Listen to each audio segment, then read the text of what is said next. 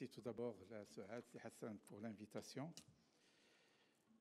Participer à cette rencontre prestigieuse qui s'intéresse à une thématique, je dirais aujourd'hui, comme je suis porteur d'un projet auprès de CNRST qui s'intitule La régionalisation avancée et le nouveau modèle de développement. On fait 2 méga-projets pour la construction d'un Maroc plus inclusif et plus avancé.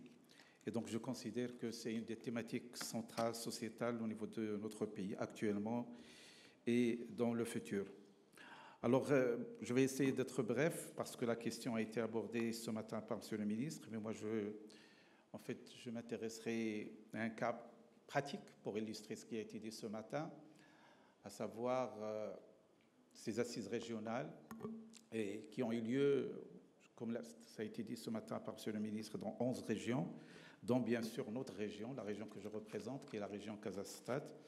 On a eu nos assises régionales le 10 mai dernier, il y a quelques semaines, et donc il s'agit de partager avec vous un peu les objectifs et l'organisation de cette rencontre et ses livrables. Alors, avant de le faire rapidement, 3 préalables que je considère comme importants. Tout d'abord, comme je l'ai dit, il y a une relation entre la régionalisation avancée et le nouveau modèle de développement. Et là, il y a la dimension capital humain qui est fondamentale. Bien sûr, le capital humain, c'est l'initiateur de cette dynamique qui est appelé à jouer un rôle important, mais également c'est le bénéficiaire de cette dynamique parce que s'il y a des résultats, c'est notamment en termes d'offres de services de qualité, on parle beaucoup de l'éducation, on parle de la santé, on parle de l'emploi, on parle de l'amélioration du bien-être, mais c'est le capital humain qui devrait justement être plus dynamique, plus actif pour justement atteindre des objectifs escomptés, notamment au nouveau modèle de développement. Alors lorsque j'évoque le capital humain, parce que si on revient aux principaux indicateurs en termes qualitatifs et en termes de progrès, il tourne autour du rôle du capital humain. On parle du doublement du PIB par habitant à l'horizon 2035. On parle d'une augmentation de la participation du Maroc au niveau des chaînes de valeur mondiale qui devrait passer de 43% à 60%. On parle d'une augmentation de la valeur ajoutée industrielle qui devrait passer de 28% à 50%. Et lorsqu'on parle de la valeur ajoutée, c'est de la valeur ajoutée liée à la technologie. Et lorsqu'on évoque ces dimensions-là, bien sûr, il y a le capital humain. On parle d'ailleurs parmi les grandes thématiques du nouveau modèle de développement, c'est le Maroc des compétences. Et dans ce cadre-là, bien sûr, l'université, avec tout l'écosystème formation, est interpellée. Deuxième préalable, deuxième postulat, ça a été d'ailleurs dit ce matin par la SEAD, c'est qu'on a tendance à croire que lorsqu'on évoque la régionalisation avancée, c'est essentiellement une question administrative ou une question politique. En fait, il est également une question culturelle. Il faut s'approprier, il faut que ça devienne un projet de tout le monde, un projet sociétal. Également, c'est une question de compétence, ça a été dit. D'ailleurs, parmi les raisons qui bloquent aujourd'hui au niveau de la déconcentration, c'est le fait que les régions ne disposent pas de compétences pour assumer les responsabilités qui sont aujourd'hui des responsabilités centrales. Troisième préalable que je voudrais également évoquer, c'est l'exemple illustratif qui est le cas de notre région, qui est la région Casa-Stade. Pourquoi je le considère comme préalable? Parce que c'est quand même, bien qu'un des objectifs, c'est de réduire les disparités territoriales, sociales, mais toujours est-il, la région Casa-Stade reste la région principale économiquement et socialement au niveau de notre pays. C'est pratiquement 32% de notre PIB. C'est le tiers du PIB du Maroc qui est réalisé au niveau de cette région. Et bien sûr, on connaît la part de cette région au niveau de la valeur ajoutée industrielle, au niveau des services. Il est la principale place financière, il est même appelé à être la principale place financière de l'Afrique. Et donc tout cela nous donne à cette région, en attendant que les autres régions aient leur niveau de développement de manière à ce qu'il y ait cette réduction des disparités. Mais il y a encore une responsabilité centrale parce qu'on la considère comme une région locomotive et qui doit assumer son rôle de locomotive, notamment en termes de compétences. Donc, partant de cela, Nous avons organisé il y a 5-6 semaines, le 10 mai, les assises régionales pour l'accélération de la transformation du système d'éducation, au fait de l'enseignement supérieur, de la recherche scientifique, de l'innovation, comme à l'instar d'autres régions. Ça a été dit ce matin par M. le ministre, pratiquement 11 régions ont déjà organisé leurs assises. Il y a une 12e qui est prévue le vendredi prochain pour aller vers des assises régionales.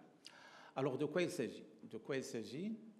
En fait, il s'agit d'une rencontre qui sont l'aboutissement d'un processus de rapprochement avec l'écosystème. L'écosystème avec 4 composantes que nous avons identifiées. Tout d'abord, il y a la composante économique, qui est très importante au niveau de la région. Il y a la composante territoriale, il y a la composante sociale et associative, et il y a la composante universitaire. Ce sont les 4 composantes avec lesquelles il y avait tout un travail préparatif avant d'arriver à ces assises en termes de rapprochement, de concertation et d'échange.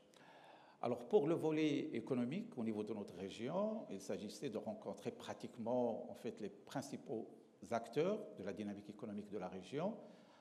Bien sûr, il y a la CGEM, donc surtout Casablanca, c'est le siège de la CGEM, et donc on a eu droit à rencontrer la présidence du capital humain, mais également les présidents des différentes fédérations professionnelles pour les écouter par rapport à leurs besoins en formation. Mais au-delà de la formation, en fait, il y a toute la dimension du profil du lauréat à former. Vous savez qu'aujourd'hui, la compétence aujourd'hui ne se limite pas à la technicité. C'est très important de former quelqu'un spécialiste dans un domaine précis, mais de plus en plus, on a besoin de lauréats qui ont des soft skills, qui ont des capacités humaines et interhumaines en termes de communication, de leadership, de travail en équipe, etc. Bon, malheureusement, jusqu'à aujourd'hui, ça n'a pas toujours été pris en charge au niveau de notre système de formation, qu'il soit à un niveau post-bac, que ce soit à un niveau études universitaires. On a toujours considéré que former quelqu'un, c'est de lui donner le maximum de connaissances, mais parfois on a peut-être donné moins d'importance à ces dimensions-là qui aujourd'hui s'imposent comme des dimensions fondamentales, parce que la connaissance, on peut l'acquérir à n'importe quel moment, mais ce dont on a besoin, c'est cette capacité d'évolution, cette capacité d'intégration. Donc il s'agit d'écouter les opérateurs économiques par rapport à ces aspects-là, mais également de répondre à des besoins sectoriels spécifiques à la région, comme toutes les régions ont leurs besoins spécifiques. Les besoins de la région Souss-Messere ne sont pas les besoins de l'oriental. Nous avons avec nous Simba qui connaît très bien les besoins de l'oriental. Tout à l'heure, il a évoqué certaines spécificités culturelles, mais sur le plan économique également, chaque région a ses spécificités. Donc, on a rencontré la CGEM, on a rencontré également le Centre régional d'investissement, on a rencontré les chambres françaises, on a rencontré le ACP, et ça nous a donné en fait une idée sur les besoins en termes de formation, mais également de recherche appliquée. En fait, parce que, comme vous le remarquez, l'appellation même du ministère a changé. On a intégré l'innovation. Donc, c'est recherche scientifique, enseignement supérieur, recherche scientifique et innovation, parce qu'on considère que l'innovation, c'est quelque chose qui devrait être davantage développé. Alors, dans un deuxième temps, nous avons rencontré les représentants des territoires. Lorsque j'évoque les représentants des territoires, c'est la région. Donc, la région, il y avait pratiquement toute la superstructure de la région Casa-Stade, le président de la région, avec les différents vice-présidents. Là également, on les a écoutés par rapport à leurs besoins en termes de compétences, en termes de montage de projets, etc. Et puis la troisième composante, c'est l'aspect social et l'aspect associatif, où nous avons rencontré différentes associations qui s'intéressent à l'insertion professionnelle, qui s'intéressent aux compléments de formation, pour également les écouter, quelles sont leurs suggestions, notamment en termes de formation et de recherche. Et puis, nous avons également organisé des rencontres internes, donc qui sont des rencontres à l'intérieur même de l'université, parce qu'il s'agit également d'incorporer cette dynamique de changement à notre système de fonctionnement interne, c'est-à-dire il y a une remise en cause peut-être au niveau de l'université, à l'intérieur de l'université, pour s'ouvrir davantage sur le monde extérieur, pour proposer de nouvelles formations, etc. Donc tout cela a donné lieu à en fait, ces assises régionales dans lesquelles on a tout d'abord, bien sûr, complété un peu cet échange avec les différents opérateurs, qu'ils soient économiques, qu'ils soient territoriaux, qu'ils soient sociaux ou associatifs et également universitaires, pour donner lieu à un certain nombre de recommandations, de livrables, de conventions de partenariat, etc. Alors l'objectif, il est double. Tout d'abord, nous avons un objectif régional, un objectif local qui est de tisser des relations plus profondes avec notre écosystème.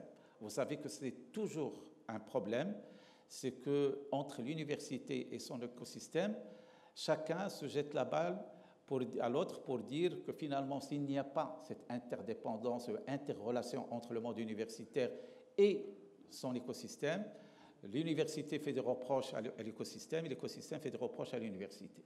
Mais la réalité, elle est là, c'est que comparativement à d'autres pays plus émergents, plus avancés, nous n'avons pas cette imbrication région et université. D'ailleurs, ça a été dit par M. le ministre tout à l'heure, dans des régions qu'il a citées, où il y a 50 à 60 personnes au niveau de ces régions qui s'occupent que de partenariat avec le monde universitaire. Parce que l'université, elle est dans la dynamique régionale, il travaille sur des projets régionaux, il participe, par exemple, au montage des plans de développement régionaux, alors que chez nous, ce sont des cabinets externes, en général étrangers, qui montent les plans de développement régionaux.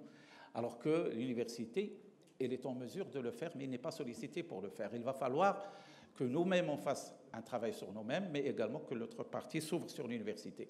Donc il y a des questions très très profondes, et puis bien sûr les expériences au niveau international, ils le montrent d'une manière très claire. Ce sont en fait les pays les plus avancés qui connaissent d'une manière très profonde cette interaction entre le monde de l'université et l'écosystème, qu'il soit économique, social ou territorial. Donc, il s'agit en fait de tisser, de renforcer cette relation à travers un certain nombre de conventions, mais également le fait qu'il y a eu des rencontres qui ont duré plusieurs heures. Et l'objectif est de capitaliser sur ces ouvertures pour instituer, pérenniser cette relation entre les différentes universités. Nous, au niveau de la région Casa-Stade, c'est 6 universités qui sont concernées, 3 publiques et 3 privées. Mais donc Rabat, par exemple, le président de la région de Rabat tout à l'heure a évoqué 5 universités, parce qu'il y a l'université de Rabat, mais également il y a des universités privées. Donc c'est donc pratiquement toutes les régions, donc nous avons des universités. Alors deuxième objectif, au-delà de cet objectif régional ou local, c'est un objectif national. L'objectif national, c'est pour ça que M. le ministre tout à l'heure a évoqué les assises nationales qui devraient avoir lieu au mois de septembre. Il s'agit de consolider ces résultats des différentes actions régionales pour avoir une feuille nationale pour le ministère qui sera l'émanation des suggestions et des recommandations qui seraient récoltées à travers ces différentes assises, les 12 régions, plus la 13e région qui est les Marocains du monde. Là également, il y a une rencontre qui est prévue incessamment. Donc lorsque je dis alimenter une feuille nationale, c'est parce que, en fait, l'objectif aujourd'hui, c'est que tout ce qu'on va monter comme programme dans le cadre de la réforme qui est prévue pour septembre 2023, on devrait prendre en considération ces orientations pour qu'il y ait des programmes nationaux, mais également des programmes régionaux. Jusqu'à présent, on a réfléchi national, bien que l'université elle a une dimension nationale, mais il y a des spécificités régionales qui poussent chaque région à réfléchir à des besoins en formation spécifique, à des projets de recherche spécifiques, etc. Et donc, il s'agit, bien évidemment, d'alimenter cette feuille nationale qui va guider cette réforme sur le moyen terme. Donc voilà un peu, bon, d'une manière synthétique, je sais que ce matin, M. le ministre a évoqué la chose d'une manière générale, mais j'ai voulu parler d'un cas concret, qui est le cas de la région Casa-Stade, qui a monté ces assises le 10 mai, et nous sommes confiants, nous sommes bien partis parce qu'il y avait en fait cette prédisposition des deux parties. Il fallait cette initiative. Le monde socio-économique, territorial et associatif était prêt à cette ouverture. De l'autre côté, l'université, bien sûr, demande cette ouverture. Ce qu'il faudrait, et c'est pour cela que tout à l'heure ça a été dit, c'est c'est davantage une dimension de mindset, c'est une dimension culturelle. Il faut que chacun fasse un travail sur lui-même de manière à ce que cette imbrication, cette interrelation puisse se perpétuer et se développer, bien sûr, dans l'intérêt de nos régions, de notre pays, et pour justement que l'université, comme les différents acteurs de notre écosystème, puissent contribuer à l'atteinte des objectifs de notre nouveau modèle de développement qui se veut avec un certain nombre d'indicateurs qualitatifs à l'horizon 2035. Voilà, merci pour votre attention.